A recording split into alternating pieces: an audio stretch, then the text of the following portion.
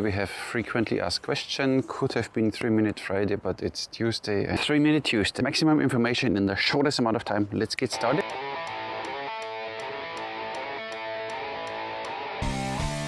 And today the question is, in the movie War of Arrows, which I really recommend that you all watch it, if you didn't, you see him standing, practicing, and when he draws, he is twisting the string like this. So, and this is now, of course, first of all, not for the real archers. They shoot 80, 90, 100, 120, 200 pound bows. It's only for us leisure archers, which are happy with 30, 40, maybe 50 pound, because then it's easier to do, I guess, with a 100 pound bow. Might not be possible to do it anymore. So, back on track, and you see him standing then in full draw, twisting the string, and when he shoots, the arrow does then this curve at the end. I tried this. Doesn't work for me. Curved arrows we shoot in a different way, but what it does, when you remember our release, I shoot now one that you see, my release, when I tell you, this one, the L, you don't create simply, or watch the flight, what will happen when you do the L after, like this, and then you do the L, and then watch the flight of the arrow when you twist the string before already a little and then let go. See what the arrow is doing. It's a minor difference, but it's totally fascinating. You shoot normal. You hear the scratch, so I don't shoot katra now. I keep my left hand steady and now I twist. You heard the difference? The arrow doesn't smack on the shelf, so you can save katra if you want, if you don't like it, only by twisting here a little and letting go. And that's totally interesting, and I invite you to test it. I had in my last course in the Netherlands, there was one guy, he always told me I never managed that my arrows land straight in the target. They always, whatever, end up like somewhere. And on the second day I showed them this little secret that you twist the string a little and then you let go. And he was almost crying because it was the first time his arrows went straight into the target. So now let's go a little more into depth. Now let's see if I am capable of showing you. I shoot this target there, you see under this one, and you see the arrow flight better. I don't twist, I don't do katra, I only let go. You hear a relatively loud noise when the arrow scratches on the bow. So now I twist the string. You heard that? You heard, only listen to the difference. Without twisting. Didn't work now. Twisting. Kicks the arrow nice away. I don't know how to explain it. Simply try it without. With a twist. It's interesting. The arrows stick more straight in the target. And now of course you can see, yeah, with the snake bow 20 pounds. I have the wood arrows from Harris, from Tanner's Cabin, and I shoot the nice and beautiful Teratai. 49 pounds at 31. Let's see what this one does without twist.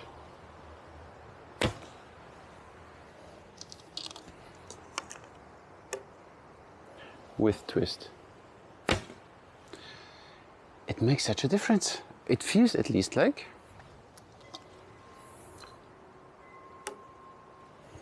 Twist. Without katra, the arrow, when you do it properly, it doesn't touch the bow anymore. I shoot the heavy bamboo arrows, or heavier bamboo arrows from Harris. Again, 50 pounds. No twist. But the L at the end, remember? And now twist. It's a difference. It feels different. Simply try it. It's totally, for me, it is mind-blowing. So what you do is simply in full draw, you twist the string a little like this. And then you perform your L. That's all you have to do. Look at this. The arrows fly more straight, at least. I mean, I shot now 3 different arrows with 2 different bows. They fly straighter. You most probably don't even see me because of the sun. they fly straighter than when you don't do this. I shoot now close to the camera that you see it, maybe even better when the arrow is leaving. So I shoot without. Heard that? And I shoot with the twist. Heard that? Without twist. With twist. Sounds different. The other bow. Wood arrows. Let me take one with me. Then I go a little further back that you see the arrow better in flight. No twist. Arrow was slightly wobbling. I think even your release is more crisp when you do this. Just saying. Twist. Feels so much better. So I invite you, simply try it. Now of course you can combine this with khatra. Without. With twisting. And you have this, both movements. When the left hand goes out, the right hand, you have tension, or this torque. Let's say torque. Some call it torque. This torque movement you build up while you draw. You have the same torque here, so you balance the left hand's torque with your right hand, and that feels awesome. So balance the torque. Don't only build up torque in your left hand. At least try it. Not don't only, but try it. Torque with the left hand and with the right hand. And these arrows go way better. Torque, torque, boom.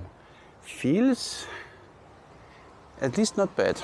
Simply invite you, try it, then you know if it works. So that was question 1. Thank you. Second question is the string angle of 60 degrees. I always show in the videos recently. What is it? Why is it? What effect does it have? As you know, I always show you in a certain draw length of your bow, the string angle here, where the angle and the sear meets, has 60 degrees. Like now with the snake bow, we are at 30 inches. That's why these snake bows are so awesome. At 30 inches, this snake bow has its max performance. As you can see in 28. The bow is not at 60 degrees. You have here a gap. And at 32, but we don't do anymore. We don't shoot snake bows 32 inches anymore. You have here the gap. So at 30 inches, the snake bow has 60 degrees string angle. And the string angle for me means simply when I put this one on the string and what the main part of the sear will do in relation to the string. So why is this now important, and what does it, or how did I get to it? When I was in Germany, I met a bow builder. Forgot now his name, in the northern part of Germany. He builds bows and he always told me, listen, look, my bows always have in full draw string angle of 60 degrees because everything else is rubbish. I saved this, but I never followed up really. And then I thought about, wait a second. I come from architecture, and even there, when you have, when you dig something out beside for a house, you make sure that this angle is 60 degrees because it's just the beneficial when you have some support systems. They mostly have an angle of 60 degrees.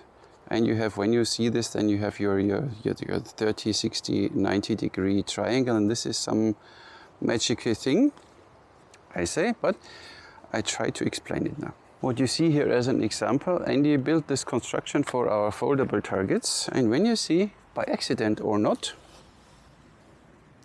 this here is exactly an angle of 60 degrees. And now simply think about when you push something heavy, okay? You stand very close and you want to push something heavy. It's tough because you have all the tension in your body and you can't really apply a lot of force. You step a little further back and you start pushing the car, and look at this. In this angle, it feels good. So I feel like here I can push.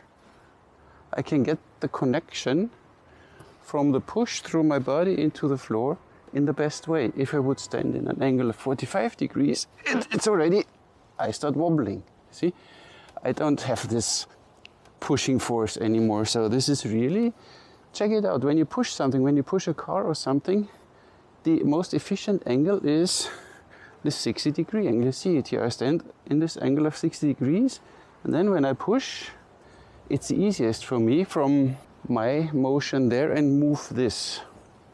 And I guess the same principle applies to the string angle of a bow. That wasn't very scientific. So now back to the bow and the 60-degree angle. As I just showed you, when I push something and I'm not in my 60-degree here, then I don't reach my personal maximum performance which I can push, because I stand way too close. I can't push that hard, right? So I go to 60 degrees, and it's just this balance between me being able to hold myself and push and keep things going. When I go beyond 60 degrees, I lean too far away and I'm barely able to get the force done, because then this triangle is lacking. So that's why 60 degrees. I hope that helped and that answered maybe a question or two. The twisting of the string, try it, and this one with the string angle 60 degrees. Maybe you find something on the internet and you can let me know. Maybe this is all rubbish what I tell, it's only my experience. Let me know what you think. I'm more than interested when you find something on the internet where they discuss the string angle of 60 degrees. Let me know. Thank you very much for watching. Catch you in the next one, and happy Christmas.